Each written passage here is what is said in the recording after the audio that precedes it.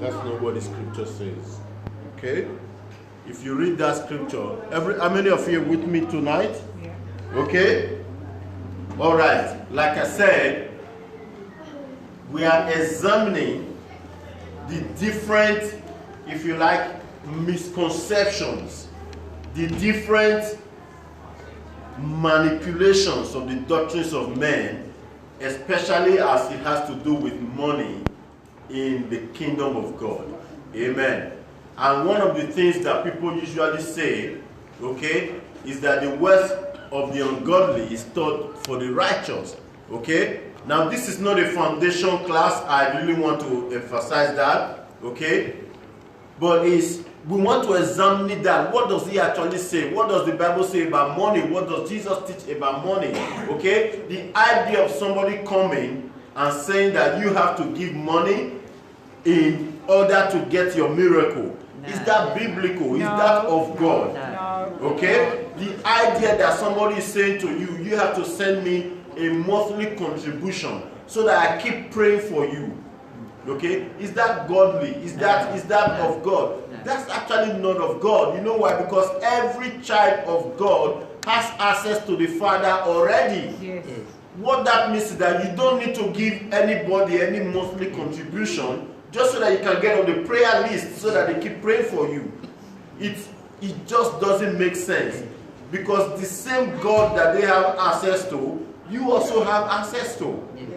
So at the end of the day, why do you then want to start giving $20 a month so that you can get on a special prayer list so that you can get prayers? It doesn't make sense. You read your Bible. As a child of God, we've got unlimited access to God the Father through Jesus Christ our Lord. You need to have enough faith in the God that you serve. That's why we keep emphasizing that Christianity is not a bunch of do's and don'ts. It's not a bunch of rules that you have to abide to. It's a love relationship that we have with God. Amen. And once you understand that as the basis, you don't need to pay anybody, to get a word, to get a prophecy.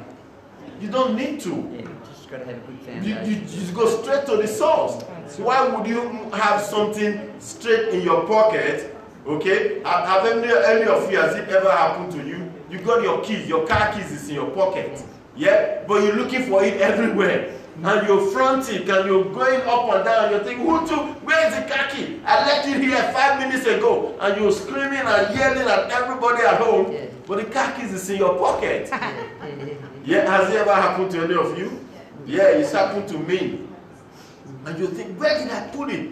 And then, for some reason you put your hand in your pocket and there it is. It's been there all the while. It's the same with the blessings of God. It's the same with the word from God. It's the same with the prophecy from God. Hallelujah. Now, we do not need to go and pay anybody any amount of money. Okay? In order to get a word, in order to get a prophecy, or in order to get on a special prayer list. I say it here every time, and I keep saying it. As far as I'm concerned, there's no special prayer. No. There's no special prayer. No. You know why? Because every prayer is already special. Yes. You see, when we go to God in faith and we put our trust in God, whether we are blessing our food or praying for a headache or praying for against cancer or demonic oppression, they're all prayers. And it's all respected by God, and we're all bringing our supplication before God. So why then should you then categorize prayer and say, oh, this is special prayer. We're going to be praying special prayer for you. Yes. Anybody that gives $30 a month, you get on this special prayer list, and I'll go and pray. There's no special prayer. No. Every prayer is an act of faith. Hallelujah. And we are releasing our faith and believing that God will answer our prayer. Amen. If you go back to the Bible, Jesus never collected money or anything from anybody for ministering to them. If you look at Apostle Paul, okay, or you look at Peter, there was a certain time there was a man, his name was Simon the Tanner, and he was not Simon the Tanner, his name was Simon, but it's a different Simon, Simon the sorcerer, okay? He used to perform magic, and he saw Peter performing all these miracles, and he got excited. Okay? He became a Christian, actually. He accepted Jesus as Lord, but he wanted to get the power that Peter was using so that he could use it to perform and enhance his own magical ministry. Is everybody with me tonight? Yes. So Simon the sorcerer, he had only one interest in mind, okay? To enhance his own ministry, his own sorcery ability, so that he can get more customers. That's what he had in mind. But then Peter turned around. That's why I love Peter. He doesn't take rubbish. He's not a diplomat at all. He said to him, your money perish with you. So do you think all these things that we are doing is for money's sake? And he put blindness upon the man, and the man became blind. You see? Why? Because he was taking for granted the things that are sacred to God. Hallelujah. You see, in the society that we live in today, especially in Christendom today, we need to really understand the many things going on. I repeat, many things going on that are not of God. And you need to read your Bible to understand all these things. Like I said before, it doesn't matter whether the person has eloquent of speech. It doesn't matter whether how charismatic the person is.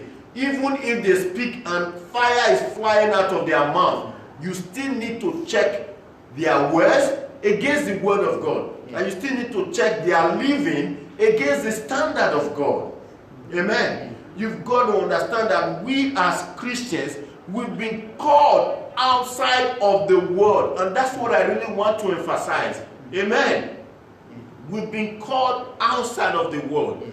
You see, just like if you follow the journey of Abraham. I know I've preached on this before, but you know, sometimes I just like to remind you. God called Abraham, okay?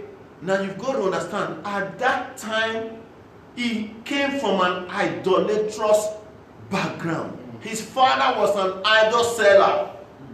And people came and bought all these idols from the father. And then God called Abraham to come out of all that idolatry. You know what else interests me? In the time of Abraham, it was the time where men were building cities and building heavy mansions and cities unto themselves. You read about King Nimrod, you read about the Tower of Babel, you read about all those things. That was during the time of Abraham. Men were building cities and establishing empires and kingdoms unto themselves. But God called Abraham. You know what? He said, come out of all those and come live in a tent. Are you guys still with me? Come live in a tent. I want you to be a tent dweller. Yeah. That's why wherever Abraham goes, he built two things. He built a tent and he built an altar. Hallelujah. We have been called out of this world. It's very important to understand that. When you say, Pastor Brett, what does that mean? That means that our mindset needs to be 100% different from the mindset of this world that we live in. Amen. That means we have to see things differently from the way the world sees things. The world of today, all they want is quick fix. I tell you why. That's why people send money to special prophet, to special person, so that they can get on their prayer list. You know why? Because they don't want to go to the school of neology. Amen. You know what school of neology? Your knees on the ground. You pray to God by yourself. See? Because people want quick fix. They look at this man. He's seen on TV. You watch him on YouTube. You hear him on iTube, NoseTube, FootTube. And you say, hey, this man is such a powerful man. Okay? And then you see advertisement. Oh, for $20 a month, you can get on my special prayer list and I'll be praying for you. And you look at yourself and go, hang on. I'd rather send the $20 a month to this man and be on his prayer list and he's praying for me, you know, than me doing the hard work. You might not think of that at that moment, but invariably that's what you're doing. Because you don't want to get on your knees by yourself and do the hard work of seeking out the face of God. But what does the Bible say? It says, if my people who are called by my name will humble themselves and pray and seek my face, I, the Lord, I will hear them. Amen. Let me assure you, God is no respecter of persons. Well, what does that mean? What that means is very simple. It means the tele-evangelist, God bless him. It means the man you watch on Facebook, the man you watch on YouTube. He is no special than you. If you seek the face of God and you study the word of God, you know what? God will equally bless you and anoint you just like that man. You will be a blessing to yourself, to your family, and to your generation. But the world of today, we just want everything quick. We want everything fast. Amen. And because of that, we don't want to do anything. We just want the shortcut. Amen. The shortcut. And when you take a shortcut, you usually end up where you don't want to be. Hallelujah. Because there's something I want to let you know about prayer. When we take our time to seek the face of God, what it does is that it brings you closer to God. Hallelujah. It brings you closer to God. But not only that, it sharpens you. Okay? It refines you. And you get to know God more and more and more. Okay? It's better than you contracting it out. You can contract many things out. You can outsource many things. We already outsource our food. How many of you grow your food here? 0. Excuse me. How many of you do you grow? The rice that you eat, do you grow it? No, not the rice, but yes, so you don't grow. How many of your vegetables? Food? The vegetables. That's just 0.002% of what you eat. Yeah, your eggs, you grow them. No. Okay, how about the lamb that you eat? No, that's different. Yeah. And the pasta. We already outsource so many things. Amen. We already outsource so many things. Let prayer not be one of them. Yes. Let studying the word of God not be one of them. Hallelujah. Because once we start to do all these things, you know what's happening? We're getting back into the mindset of where God has called us from. That's where God has called us from. He's called us into a life of communion with Him. He's called us into a life of an exclusive relationship with Him. Hallelujah. And that's why, okay, Jesus is ordinarily the intermediary between God and man. So why then do you want to add another intermediary? Why can't you just go to God directly through Jesus Christ our Lord? Yes. Amen. So if somebody is trying to manipulate you and say, this water here is holy. Okay, I'm just doing a recap of some of the things we've learned before. Know straight away, and the person is telling you, to come and buy the water. Know straight away that that's not of God. Okay, it's not of God. Sometimes it's not just water. Sometimes it's handkerchief. Sometimes it's a sticker. Sometimes it's your pendant that you put on your chain or your neck. Sometimes it's a lapel pin. All sorts of things. All sorts of merchandise in the house of God. To be honest with you, it has no value to the kingdom of God. All you're doing is helping somebody, okay, to achieve and live their extravagant lifestyle. That's what you're doing. Hallelujah. Because ministers of today, preachers of today, nobody wants to do it the way Jesus did it. Everybody wants to be a mega star. Everybody wants to be a superstar. Amen. I heard about a certain preacher. I will not mention names because that's not what this is about. This is about getting us into the foundation of the Word of God. It's not about condemning anybody or anything. It's about seeking the truth for ourselves so that we know the truth. Okay? So this man is in town, okay? In a poor country, a country that is poor. He's in town and the people have to have dinner with him. Okay? So you pay $10,000 to have dinner with a man of God. You pay $10,000 to have dinner with a man of God. Now you tell me, is that biblical or not? No, why? You tell me, is that the gospel of salvation? No. Is that the gospel of deliverance? Is that the thing that is going to take you to heaven? Is that the thing that will make you become an ambassador of Christ on this earth? Sometimes I ask myself, no matter, and this is in a poor country, no matter how you justify it, Really, it's really up to the person, but my job is to teach you the truth of the word of God.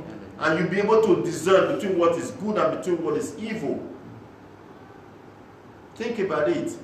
To have dinner with a man of God, you pay $10,000. Yeah, and you after you eat, you take a selfie with him. Because get what? He's now a celebrity. Yeah? And then you get his autograph. Yeah? Isn't that what the Republican, that's actually what the Republican Party, the Liberal Party and the Democratic Party, that's what they do. Yeah? During election time, that's what they do. You pay money to go and have dinner with, one of these political, figures. But that's then happening in the house of God. Then you begin to ask yourself, what's the difference? Isn't this the people that God called us out of to be different from the world? Okay? Now, having said all that, we need to get the right perspective when it comes to, financial things in the house of God. Okay? First of all, let's open our Bible to Malachi 3:10. This is a very popular one, and a lot of people debate about this, but tonight let's put it to rest. Amen. Malachi 3:10. If you're there, I want you to read for me, please. Let's put this to rest. Amen. Malachi chapter 3, verse 10. Malachi 3. Malachi 3:10. Like I said, a lot of people debate about this. We're still talking about money, and money is one big issue. Amen. Some people don't want to hear about it. Some people don't even want to talk about it. But it's part of our lives, whether you like it or not. Amen. You need money to live. You need money to buy petrol for transportation, for your food, for your clothing, for your eating. It's cold season now. It really pains my heart that there's so many people who cannot afford to put the heater on at home because of the electricity bill. It pains my heart. Amen. Yeah, everybody there? Yeah. Okay, Malachi 3:10. Can somebody read, please? Bring ye all the tithes into the storehouse, that there may be meat in mine house, and prove me now herewith, saith the Lord of hosts. If I will not open you the windows of heaven, and pour you out a blessing, that there shall be not room enough to receive it. Okay. Amen. Now we're going to talk about this. Like I said, many people don't like this topic. Okay? But we cannot keep running away from the hard things. We've got to talk about them sometimes. Do I have everybody's attention? Okay? So what we've just read here is what is called the tithe. Oh, where's the pen? I'll get you one, Pastor. Thank you. What we've just read here is what is called the tithe. Okay, before I start, everybody heard about the tithe here? Tithe? Okay? Alright. The tithe is 10%, which is correct. 1/10. 1/10, 10% is the same. Okay? You are correct. Okay? I'm just waiting for the pen so that I can do some writing. Okay, so the tithe is the tithe is 10%. Okay, today so many people argue, and I've heard the argument, and believe me, it's not my job to argue. Amen. It's not even my job to tell you to pay your tithe or not. That is not my job. My job is to teach you the truth of the word of God. Amen. Thank you, brother. That is my job. Okay. To teach you the truth of the word of God. Because one thing I've come to realize as a minister, you see, in those days I used to go when people misbehave, okay, when people misbehave in church. For example, I heard about a certain brother, he was caught drink driving, okay, a brother in the house of God. He was caught drink driving and he lost his license. I used to go and cry, say, God, what am I doing wrong? Is it that we're not teaching these people the word of God? Or, have I not dug deep into the word of God enough to teach them the word of God? I used to go and cry. Until one day I realized that is actually not my job to control your behavior. That's right. Your behavior is 100% in your hands. All I can do is teach you the truth of the Word of God. That's all I can do. I cannot come and sit beside you when you're driving, and I say, do you have your seatbelt on? Is the light on? Hey, can I breathalyze it to make sure you're not drunk? I cannot do that. All I can do is teach you the Word of God. Amen. And I have to make sure that I dig deep myself to teach you the truth of the Word of God. The rest is in your own hands. Okay? I just want to establish that. The rest is in your own hands. Okay? So, as a pastor, I cannot actually I cannot control anybody. Amen. You know, when believers backslide, and we hear these stories, you hear that brother, that sister used to be full of zeal of the Word of God. You know, they've gone into the Word, they've backslidden. Like I said before, I used to really grieve. And I think, what am I doing wrong? Then I remember even Apostle Paul had the same problem. He wrote a letter to Timothy and he said, Demas has forsaken me for the love of this present world. That's if Apostle Paul couldn't do it, you know, why do I think I can do it? Amen. So at the end of the day, what I'm trying to say is that we're going to talk about the tithe, okay? And it's 100% in your hands, okay? Whether you pay your tithe or you don't pay your tithe, to be honest with you, it's really none of my business. It's absolutely none of my business. It's between you and your God. Amen. But let's look at the tithe and let's look at what it means. Okay? So the word tithe, the word itself actually means tenth. Okay? It means tenth. Now let's look at the Bible where, you see, again, I've told you this principle before. You know, one of the things we looked at as part of this topic, I don't know if some of you were not here, but one of the things we looked at when we started, and I can beg you, is on Facebook. Try and look for it. We looked at principles of interpreting the Word of God. Okay, how many of you remember? Oh, we still have it here. Okay, I can't remember the dates. Okay, but we looked at this. I better take a photo of this because this is gold. Excuse me, Pastor. The light's shining this side of it. You might have to bring it forward a bit. Yeah. Can you see it now? Yeah. Now bring the other side out a bit more. Yeah. Okay, you can see. Can you see it now? A bit better. A bit better. Yes. Okay. I'm not going to go through this. This is not. We did this. Was it 5 or 6 weeks ago? Okay, but the reason I'm saying is that we looked at the principles of interpreting the Word of God. And to be honest with you, okay, when as a young believer growing up in church, nobody taught me this. Nobody taught me. Amen. These are things I had to find out by myself. Nobody taught me this. So, you need to learn the basic principles, okay? If it's too far, don't worry, when we close, you can come closer and take a look. Okay, the basic principles of interpreting the Word of God. The Bible is not a storybook.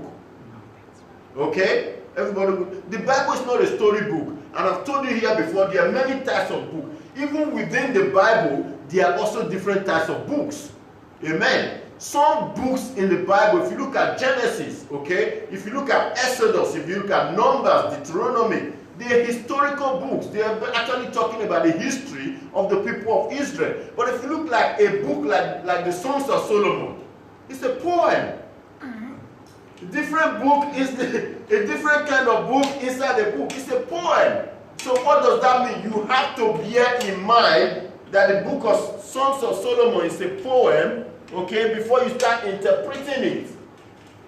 If you look at the Psalms, they're just hymns, they're songs. They're songs that David and some musicians wrote. So you've got to look at it from that angle first. Okay? If you look at, some of the epistles of Paul, they're called doctrines. They're doctrines. So you've got to look at it from that angle. Okay? Why am I saying this? We've just read this book now, this verse from Malachi 3:10, and a lot of people actually don't try and interpret it according to the principles that we've set forth before. And therefore they go into all sorts of things and say, oh, it's Old Testament. Can I tell you, thou shalt not kill, thou shalt not commit adultery. Okay, thou shalt not lie, thou shalt not steal, thou shalt not covet thy neighbor's property, nor his wife. It's also Old Testament. So what are you telling me? That, it's all right to kill and commit adultery? No. The fact that it's Old Testament, it doesn't invalidate what it's saying. Because you've got to understand the old is a shadow of the new. Amen. And without the old, you cannot have the new. Jesus said, I've not come to abolish the law, but I've come to fulfill the law. What does that mean? Jesus is telling you that even the Old Testament is relevant. Amen. We don't wipe it out of the Bible. It's in there for a reason. Okay? Because Jesus said, I repeat, I haven't come to invalidate the Old Testament. I haven't come to abolish it, but I've come to fulfill it. Yeah. Amen. Hallelujah. So when we look at the tithe from Malachi 3 verse 10, okay, like I told you before, the tithe is 10%. But again, let's put it in perspective, okay? You've got to be able to interpret this based on the people that God was speaking to, based on their environment and based on the situation. Okay? How many of you remember the 12 tribes of Israel? Okay, I'm not going to ask you to name them. Okay? But out of the 12 tribes of Israel, there was a tribe, it was the Levite. So from the tribe of Levi, okay? Are you still with me so far? From the tribe of Levi. Now what happens was that when Joshua led the children of Israel, okay, as we know, it was Moses that led them out, but he couldn't bring them in. That's a different message, okay? It was Joshua that had the mantle of leadership, and he brought them in, okay? And they conquered and they took over the land, okay? And what happened was that Joshua actually divided the land, the promised land, okay, amongst the people, okay? But you know what? The Levites, they got nothing. They got nothing. Because God has set aside the Levites as ministers unto him. Okay? Therefore, it was the responsibility of all the other 11 tribes put together to look after the Levites. Okay? Because the portion of the Levite, okay, is the Lord. Everybody still with me? Hence, what happened was that over time, that's why God gave them the commandment that they should pay their tithe. Okay? Which is a tenth of what you have into the house of God. Okay, now can I just stop there and explain to you? Okay? God did not say into your favorite charity. It's right there in the Bible. We all read it together. Okay, because some people, okay, they say, oh, I give 10% of my income to Médecins de Frontières. Okay, Doctors Without Borders. Yeah, I give to World Vision. I give to SYZ, Save the Children. I give to this, and they say, oh, that's my tithe. No, what the Bible said is in my house. Again, you've got to understand the context of this thing. Everybody still with me so far? Okay? The context was that the Levites, the only way they would survive, because they had no farms, they had no cattle, no ram, no nothing. Their number one job was to minister unto the Lord in the temple. Okay? And because of that, God had made all the other tribes to give a tenth of whatever they have in order to support the work of the house of God and to also support the Levites. Amen? And therefore, that's why God has said, in my house. But what happened is that over time, the children of Israel, they became slack. They became slack. They weren't giving the tenth of their produce. Don't forget, these people, okay, they were not doctors and engineers and lawyers and secretaries and teachers and typists and, IT and you name it. That's not what they were, okay? They were agriculturalists. They were farmers, and herders, which means they had, cattle and grain. That's what they were doing. So this is what they usually do. After you have the harvest, okay, you're measuring what you have. There are 2 baskets, okay? They measure 1, 2, 3, 4, 5, 6, 7, 8, 9. The 10th one goes into this basket. 10 for God. Then they start again. Okay, that's how the farmers measured what they have. And that 10th of it, they take it and take it into the house of God. But like I said, over time, they became slack. They weren't doing it. Guess what happens to the house of God? The house of God was not being neglected. The priest, will have no food to eat. Hallelujah. That's why God, through Malachi, gave this commandment and said, look, this is the commandment that I gave to your forefathers before you, that there may be meat in my house. Amen. Amen. Like I said before, it's not to your favorite charity. In the house of God. It's a 10th. What does that mean? As believers, okay? Now this is the interesting part. Everything we do in the house of God, there's an underlying principle, and that is faith. Amen. We do by faith. So when you say, what does this mean? It means, as a believer, okay? As a believer, when you give your 10%, you get your salary, you get, for argument's sake, $1,000 a week, okay? What that means is that $100 goes into the house of God. Amen. And it is for the upkeep and the maintenance of the house of God. Now, like I said before, I cannot force anybody to do anything. I only have to teach you the truth of the Word of God.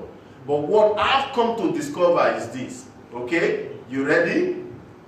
This is actually based on faith. You've got to have faith in you. Okay? That God is strong enough. That God is powerful enough. That God is able to provide for your needs on 90%. Amen. Therefore, this is how I see it, okay? Your tithing is actually a reflection of your faith in God. It's a reflection of your faith in God. Amen. Because if you don't do it, you're not going to go to hell. But what it basically means is that you don't have enough faith in God. Hallelujah. You don't trust Him enough that He can provide for your needs on 90% of your income. Well, what that invariably means is that, you see, if you don't trust Him enough to provide for you, why do you think He's going to trust you enough?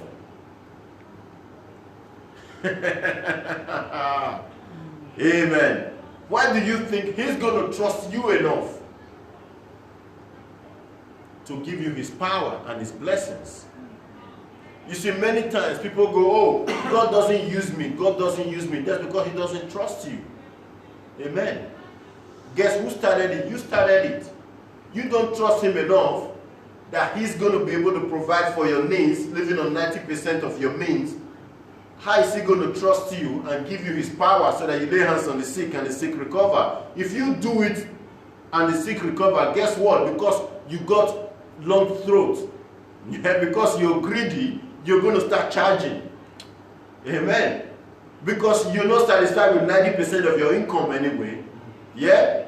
Are you getting where I'm going? Yeah. That's why if you start praying for people and God releases His power, you're going to start charging people for it because you always want more.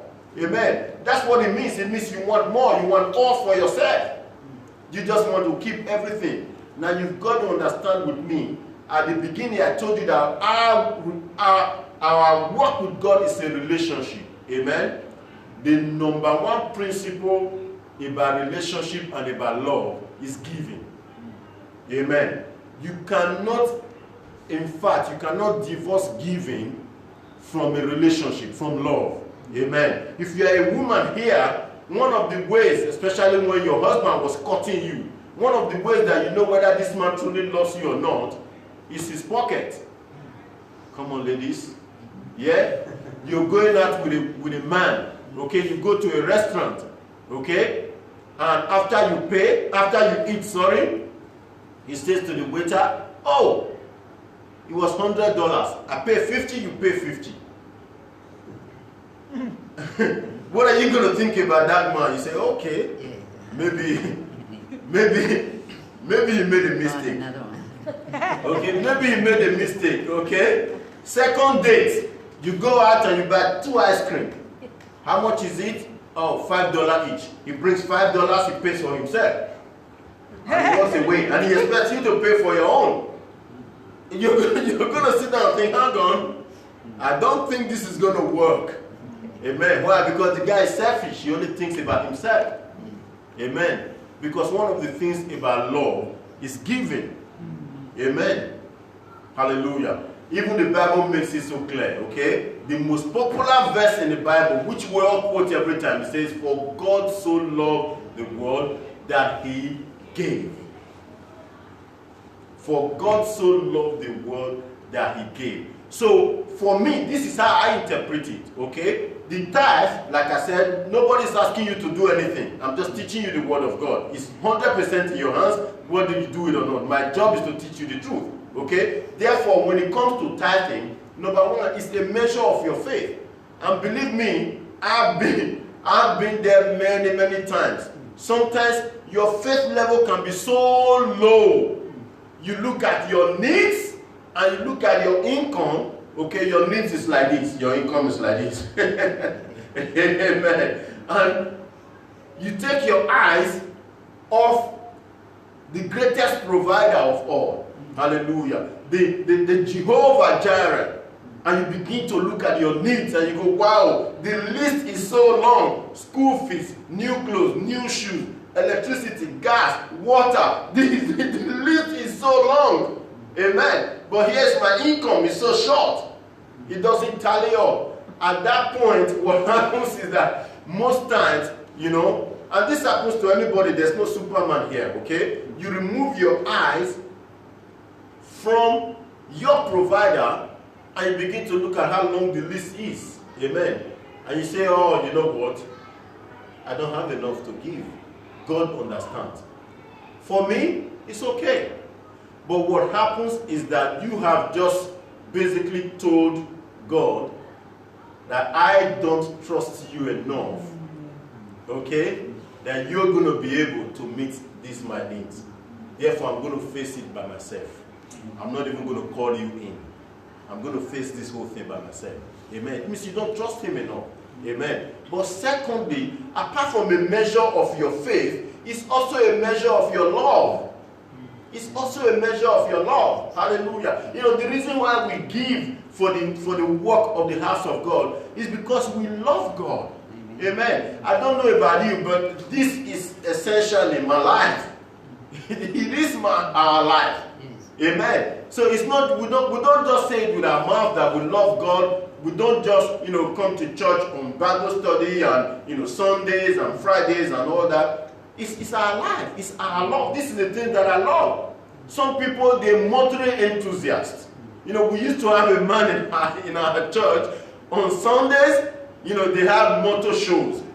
If he falls on the Sunday, forget it. He's not coming to church. He will go to the motor show. Yeah. He looked at all these cars, look at the wheel. It's alloy wheel.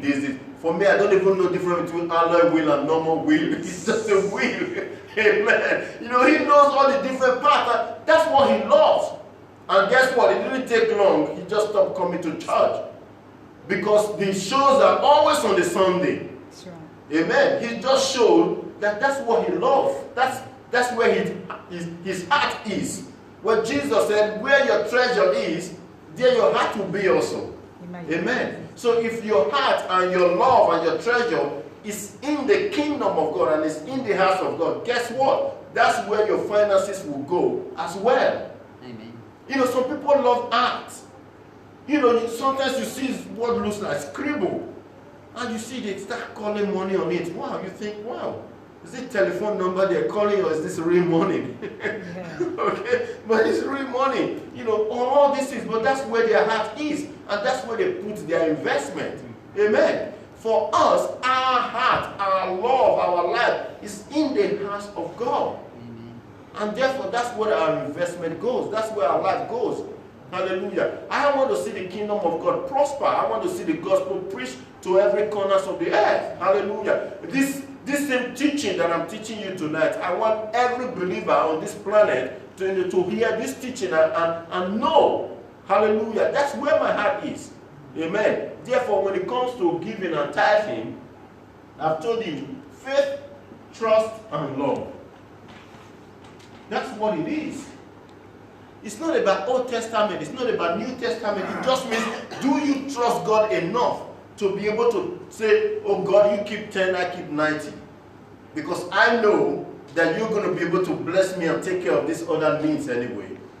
Or do you have the faith in Him? Do you have that love to be able to do it? But this is what I've come to understand. Amen? Is a principle. You see, one of the things in this life, I just wish I have enough time tonight. One of the things in this life, okay, that I want you to also understand.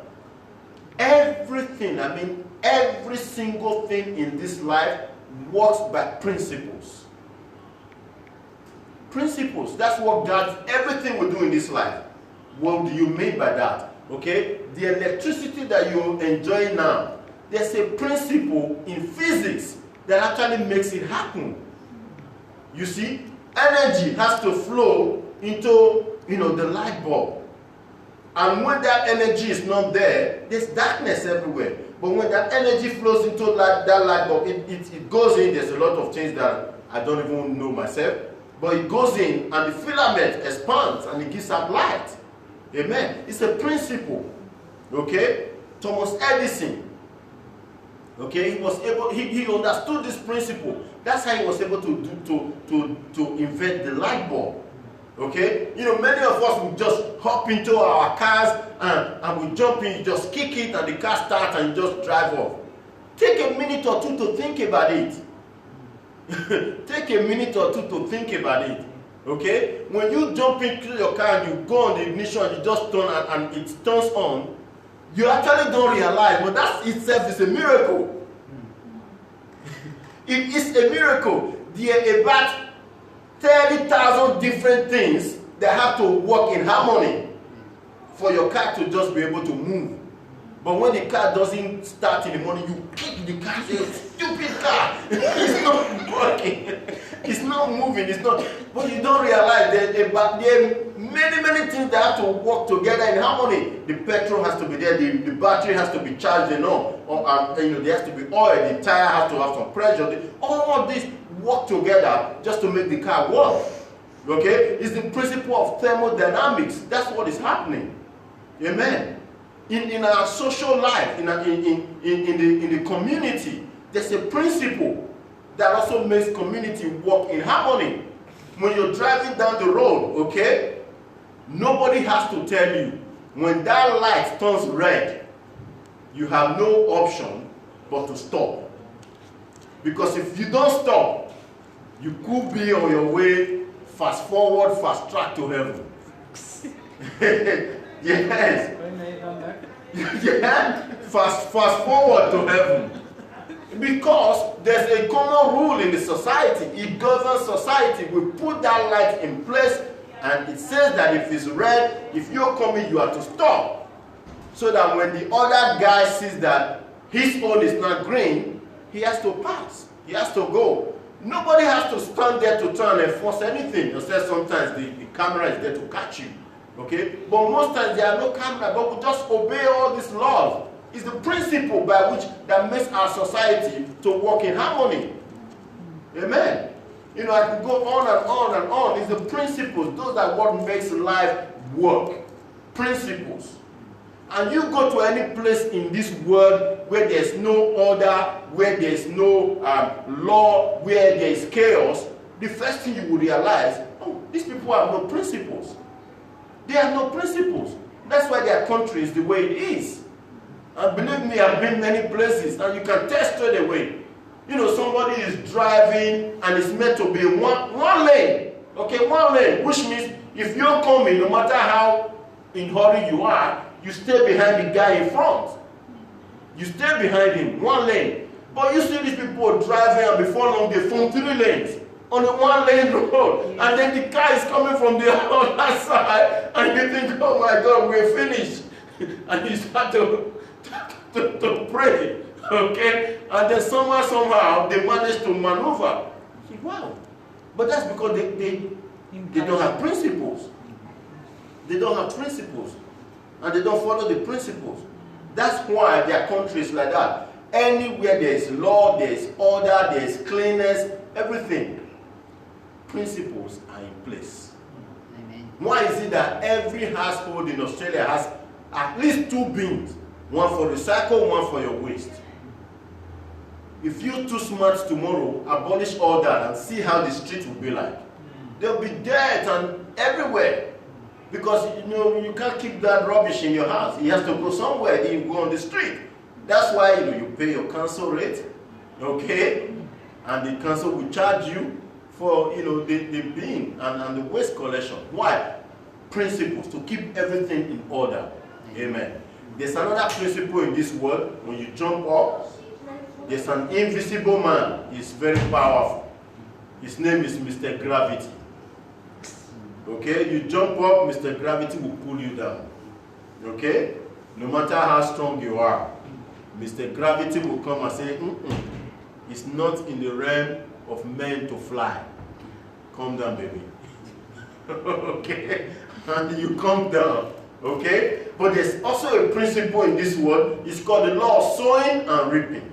Amen? Because even God himself said, he says, so long as this earth remaineth, harvest time, or seed time and harvest time shall never cease. You see, these are principles. Amen. It's a principle that God has put in this universe to make things work. And one of them is the principle of tithing. Hallelujah. Because he has said there, you see, you've got to understand, we are a people of covenant. Everybody say covenant. Most times we forget that. We are people of covenant. Where there's a covenant, there must be exchange. Anywhere there's covenant, there must be exchange. Amen.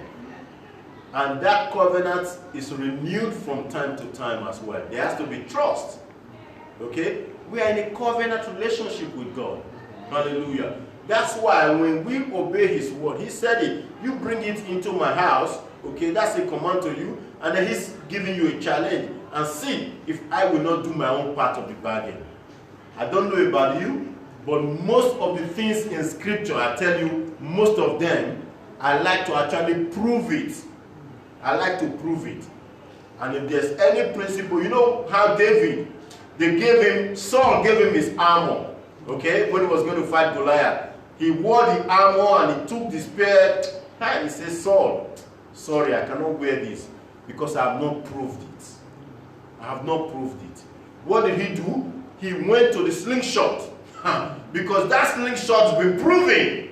He's gone to battle many, many times and he's come out successful and come out victorious. I proved it. He picked 5 stones. He's proved it. He proved it against the lion. He proved it against the bear. So he knows it's proven. Amen.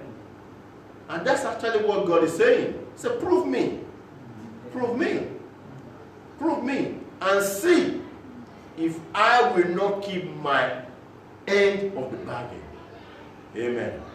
And I can tell you, personally, I've proven this, and all I can say to you is, it works. Yes. Amen. That's all I can say to you. Again, it's up to you, but what I'm saying is to teach you the truth of the word of God. Hallelujah. This is the principle behind it. Hallelujah. Because we're in a covenant relationship. We want to show him that we love him. Hallelujah. And we want to show that we trust him. And when you do this, God releases his blessing upon you. Hallelujah. Amen. So I hope that settles it for tithing. Amen. So people shouldn't say, oh, it's Old Testament, it's New Testament. That's basically not what it is. You need to put it in perspective, and you need to know I tell you this. Have you ever seen God done any miracle without an exchange? Look at Moses, okay? He's standing right before the Red Sea, okay? The Red Sea in front of them and Pharaoh behind them. And Bible says Moses cried out to God. What did God say to him? Was that in your hands? What is that in your hands? Which basically means it is what is in your hand that God is hoping to use. That God is going to use. And so, it's a stick. Or I point that stick towards the Red Sea. And the Red Sea parted. Amen. You remember the young man? A little boy. All he had was 2 fishes and 5 loaves of bread. Now, do you know that the boy had a choice? Amen. He could have sat down. I reckon as a young man in my young days, I could have been able to finish 5 or maybe call 1 or 2 of my friends. Every other person, don't come near me. There's hunger, just me and my buddies. Yeah, me and my mate. 2 fishes and 5 loaves, they could have finished it. But what happened? It was brought to Jesus. Was that in your hands? What do you have in your hands? It was brought to Jesus. And when it was brought to Jesus, Jesus said, awesome, I have material to work on. Amen. Do you know that that's one of the reasons why Jesus didn't turn the stone to become bread?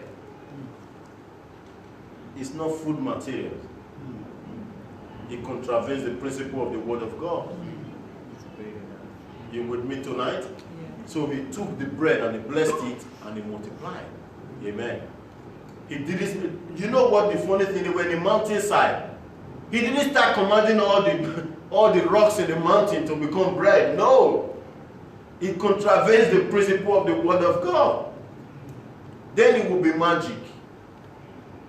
Amen. So he took the bread, he blessed it, and he multiplied. Again, what do you have in your hands? Amen. That's what God is going to bless. That's why I encourage people, okay? I know it's very easy to be offended, but I don't mean this as a way of offense. If you want God's blessing on your life, these hands have to be busy. This mind has to be busy. God gave it to you for a reason. There is no point sitting there in front of the TV and you have the remote. Oh, days of our lives. You go to another program. You know, one guy told me, he's watching one program on TV and he's recording another one, and he was bragging how wonderful this technology is. I'm recording this, I'm watching this, and it allows me to record another one. I'm looking at him and thinking, you must have a lot of time in your hands. You know, the one you recorded, what time are you going to watch it? You know, what time do you have to study the Word of God? What time do you have to pray? What time do you have to work? So you don't work, and you wake up at 11 a.m., okay? When at that time, most people, half of their day is nearly gone, and you have remotes to the TV, and you're changing different channels, and everything, but then you're expecting God to bless you. I've got news for you. Not going to happen. You know why? Your hand is empty. It is empty. God's got nothing to bless. It's empty. Moses has something in his hand. Amen. The little boy with 5 fishes, he's got something in his hand. So Jesus had something to bless. Amen. You go ahead and look at the whole of history. Abraham, okay? You know, it's very funny. Abraham's blessings are mine. Hey, he was a farmer. He was. He had a lot of cows and sheep and goats. If you've ever been a goat herder, you know that it's not easy to rear goats. You go and try it. Yeah, goats are very stubborn animals. Yeah, or a sheep. Is there anybody here who has lived in a farm? Yeah, you lived in a farm. You know it's not an easy job. Farmers wake up at 4 in the morning. Yeah, to milk the cow. If you don't do it, there'll be no food. It's not easy to milk a cow. It's not, the cow can kick you. Some cows are very stubborn.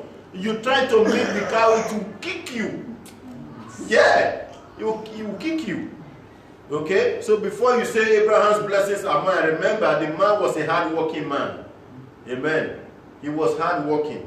That's how God multiplied what he had. Amen. You see, this is what I don't like about prosperity preaching. You cannot begin to tell people that you don't need to do anything, that God is just going to bless you. It violates the principle of God. Because when God created Adam, okay, everybody with me, the first thing he gave him was work. Even before woman.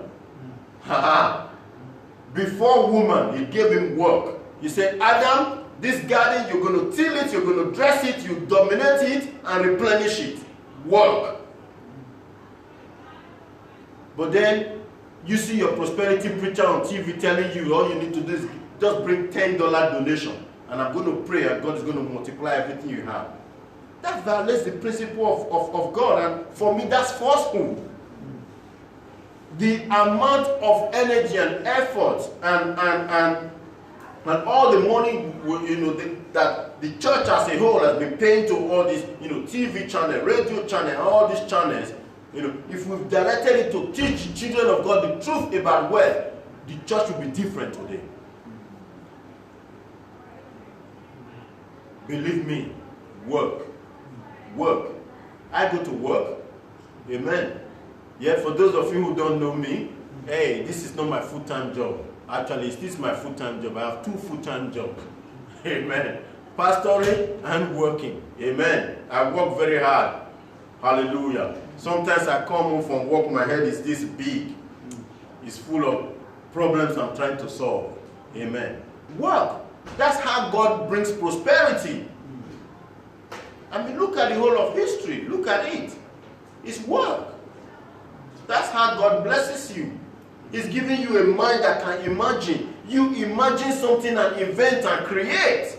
It's not just a matter of sitting down at home and saying, oh, I just need to put $10 in the offering box and God will multiply it. No, it doesn't work that way. Amen. You work. Hallelujah. I was having a seminar here on finances and how you can manage your finances, and and I'm trying to teach these people. Today I want everybody to listen to me. Today we live in arguably the best time for wealth creation. Look at e-commerce. I tell you one guy, this is the business he started, okay? This is the business, true business. You know how sometimes you wait in line to buy donuts, okay? One day I was traveling the city, a particular Krispy Kreme. I was surprised, in line, the queue to buy donuts. Wow, I was surprised. Sometimes when there's a new release of, iPhone, Samsung and all that, people wait in line, okay, in the queue to buy something. Or sometimes you need to take your clothes to dry cleaner and all that, but you don't have all the time. This guy, his business is simple. Oh, I'm waiting in line for you, you pay me. So he started it easily. That's what I'm telling you. Again, that's what I'm saying. The church, instead of us teaching people how to be creative and how to use the creative ability that God has given us, there we are saying, send me $10 every month and God is going to bless you. It doesn't work that way. We should start learning the principles of investment and creative thinking. He stands in line for you and he collects that money, he buys the thing, drops it at your house, he's off to the next one, he's going to stand in line. He started doing this business and he was surprised. The business was growing so much, he now started employing other people to join him. He's standing in line, okay, it became a business for him. That's what I've been saying from the beginning. The Church of Jesus Christ, we need to wake up. Amen. Sending $10 and buying holy water and buying anointed sticker and anointing oil, you're not going to become rich that way. Amen. God is giving you brain and a mind, you work with it and you think with it. Hallelujah. He's giving you hands, you work. Okay? Your salary is $1,000 a week. Your expenses is $1,500. And you think you're going to be wealthy. It's not going to happen. There are two things wrong there. You either earn more or you spend less. It's easy. Okay, no offense to anybody, it's just the truth of the word of God. Yeah. You either earn more or you spend less. Hallelujah. And you know, I'm not a financial planner, but what I ask you to do, bring out your bank statement. Look at everything you've been spending money on. Some of them are things you don't actually need. You just buy things to impress people you don't like with money you don't have anyway. Amen. If we only taught the Church of Jesus Christ to live within his means, instead of sending prayer requests, okay, so that a man of God will pray on that envelope and all your debts will be written off, why don't you just live within your means? Amen. Just live within your means. You don't need to go and borrow money to go on a holiday. Can you believe that? People borrow money to go on holiday. I'm not joking. People borrow money to go on holidays. But the principle. What principle is that? That's right. The Bible says, a little sleep, a little slumber. A little folding of the hand to sleep, so will poverty come upon you like a strong man. What did he say about the poor man? Yeah? His farm, if you read all this in the book of Proverbs, you pass through the farm of the poor man, it's full of weeds. And if you say, oh, come, let's go. You say, oh, there's a lion on the way. There's something on the way. It's always giving excuses. Hallelujah. So, in essence, what I'm saying is that God wants to bless you. Amen. More than you actually want to be blessed. Believe me. God wants to bless you financially. He wants you to have enough and to be able to give to prosper his work. Okay? But he's also set principle in place for this to happen. Amen. And it cannot happen when you violate the principles of the word of God. Amen. That's why Apostle Paul said, the love of money, not money, the love of money is the root of all evils. And he that wants to be rich at all costs will suffer consequences. Amen. Because the first thing that he's going to lose is faith. Hallelujah. So we've been talking about money and all this for the past 2-3 weeks now, but there's something I want you to actually understand. Amen. Jesus, he said, seek ye first the kingdom of God and his righteousness, and all these things will be added unto you. At the beginning, I told you that God has called us out of this world to live a life that is separate unto him. You see, we are not like the people of this world. All they want is just to accumulate more and more and more, so that you can buy a Bentley, so that you can buy a Jaguar, you can buy, all. That is not the motivation for a Christian wanting to have wealth. Hallelujah. You've got to have the right perspective. You've got to have the right perspective. That's why you don't sacrifice your Christian faith just because you want to be wealthy. I'm going to talk about gambling just shortly. Okay? The reason why we don't support it, the reason why we don't do it, is because of the same principles that I've been telling you about. Because God has put the principle in place. So long as this earth remains, seed time and harvest time will never cease. Okay? But you want to put in $20 and have 50,000% return. Yeah? You put $20 and you win 40 million. That violates the principle of the word of God. Amen. It does violate the principle of the word of God. And that's why people get in the circle. They just keep pumping their money into it and keep gambling and keep gambling and keep gambling and keep throwing their money away. Because if you look at the odds, amen, if you look at the odds, so when you gamble, you're actually not, you're doing things by chance. false hope.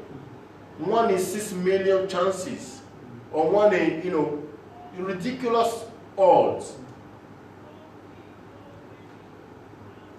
Again, I've taken my time and I've studied people who have been successful financially in this world, and I can guarantee you, none of them became wealthy through gambling.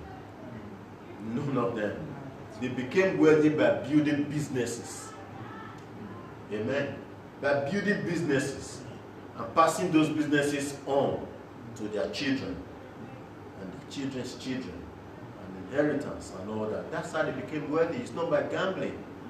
That's why we don't encourage it here. Amen. So in conclusion, I want to encourage everyone. The same God. God is no respecter of persons. Which basically means if you cry out unto him, actually, let me just assure you, there is nothing that pleases God more than for you to actually cry out unto him. There is nothing. The Bible says his ears are continuously open and attentive to the cry of the righteous. What did the Bible say in Psalm? It says his eyes go to and fro the earth to prove himself strong on the behalf of those who love him. So God is actually waiting for you to reach out to him. The Bible says, draw near to God and he will draw near to you. He's waiting to hear from you. Hallelujah. He's waiting for you to talk to him. Amen. You don't need a contractor. You don't need a contractor, prayer contractor, to come between you and God. He's waiting for you. He wants to hear from you. Hallelujah. He's waiting to just hear you lift up your voice and cry out unto him. Amen. Because guess what? The same God that the televangelist has access to, the same God you have access to. He's no respecter of persons. He's the Father of us all. That's why we've got salvation. The reason for our salvation is so that we can be able to draw near to God. Hallelujah. That's why I'm encouraging you this evening. Okay? Money is a very important part of our lives. But God also has rules, and he's got regulations. He's got a framework within which we actually acquire wealth. Amen. I'll just quickly say this to you. Most times, okay, anything I do, whether it's a business, whether it's fundraising for the church, whatever I do, any way that I can think of in making money, there are 3 things I usually consider. Amen. 3 things. Okay? First of all, I ask myself, this business idea that I have, okay? And I have many of them, many times. Okay, I have a business partner, many things. I mean, this is not about me, but I'm just giving you the principle. The first thing I ask, will this contravene the law of God? Will this violate the law of God? This idea, okay? Will it violate the law of God? Number 2, will this violate the law of the land? Remember, it's a business idea that you have. Okay, and you're going to make money and you're going to do all this and all that. Okay? Will it violate the law of the land? And number 3, will it infringe on the right of your fellow human being? If it doesn't pass these 3 things, that business opportunity is not for me. Amen. If it doesn't pass these 3 things, it's not for me. Number 1, does it violate the law of God? Number 2, does it violate the law of the land? Okay? Because you've got to understand, our government is in place for a reason. Okay? God instituted the government. And number 3, does it violate the right of my fellow human being? Does it violate the right of my fellow human being? If it doesn't pass this test, like I said before, that business opportunity is not for me. I'll give it a pass. Amen. Because ultimately, at the end of the day, the Bible said, belly for the food and food for the belly, God will destroy them both. Amen. Whatever we do in this world is to give God glory. That's the ultimate. Amen. The ultimate is for God to take the glory. Hallelujah. And I want to assure you, like I said before, God wants you prosperous. God wants to prosper you. Amen. But God also has principles and frameworks within which this happens. All you need to do is fall into that framework and you see God prosper you. Amen. Amen. Hallelujah. Don't let any man deceive you. Don't let any woman deceive you. Hallelujah. The gift of God, they are free and they are without repentance. Hallelujah. Amen. Freely you receive, freely give. You shouldn't be paying for anybody to pray for you. You shouldn't be paying for everybody to give you prophecy. Every month, send me a prophecy. I pay you. That's just pray on your own and God will talk to you. Amen. On Sunday I'm going to be talking about how to actually get into the presence of God and hear from God. Amen. Because I believe it's very, very important. Amen. The principles. If those of you who come to Bible study will have known me by now, I'm a very, pragmatic person. I believe everything works by principles. If you follow the principle, you will get the result. Amen. If you follow the principle, you get the result. I'm very practical. I don't do anything fluffy. No. It's practical things that you can apply and you get results. Amen. So, like I said on Sunday, that's what I'm going to be talking about. How you can actually get into the presence of God and talk to Him and hear Him speak to you. Amen. Because at the end of the day, that is the whole essence. Where you are a Christian, we don't need any other intermediary. Jesus has paid the ultimate sacrifice for us. And glory, hallelujah. Let's enjoy it. Amen. Hallelujah. We're going to end this study here. I've taken probably about an hour, 15 minutes. It's meant to be 1 hour, so I apologize. Amen. Questions? I always work on the principle of looking at Adam. The Lord told him not to touch the fruit. Yep. And what happened when he did? He was in trouble. That's correct. Now, sometimes we touch the fruit because of circumstances. I believe if you early in the week you decide what you're going to be, you know already what you're going to put in, for the house of the Lord, towards the house. But sometimes by the end of the week the circumstances have changed and then you touch the fruit, which is wrong. That's the time when we've got to stand up and start trusting the Lord. Yeah. And then we will see the reward of it. Yeah, but there's something I want you to share with people here. There's something I want you to share with people here, Peter. You're 83, aren't you? Pardon? Age